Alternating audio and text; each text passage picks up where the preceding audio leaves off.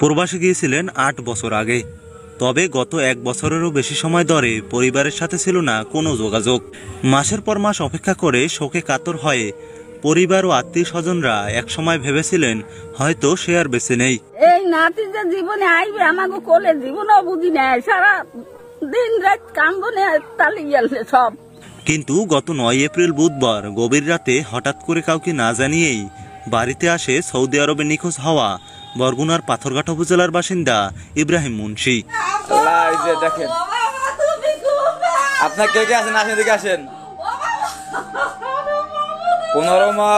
এভাবে হঠাৎ নিখোঁজ ছেলেকে কাছে পেয়ে মায়ের খুশির কান্নায় ভারী হয়ে ওঠে চারপাশ। উপজেলার চরদুয়ানি ইউনিয়নের মঠেরখাল গ্রামের বাসিন্দা সৌদি ফেরত ইব্রাহিম মুন্সি। তার বাবা ইসমাইল মুন্সিও থাকেন সৌদি আরবে। একই দেশে থাকা সত্ত্বেও ১ বছর যাবৎ তার সাথেও কোনো যোগাযোগ ছিল না ছেলে ইব্রাহিমের।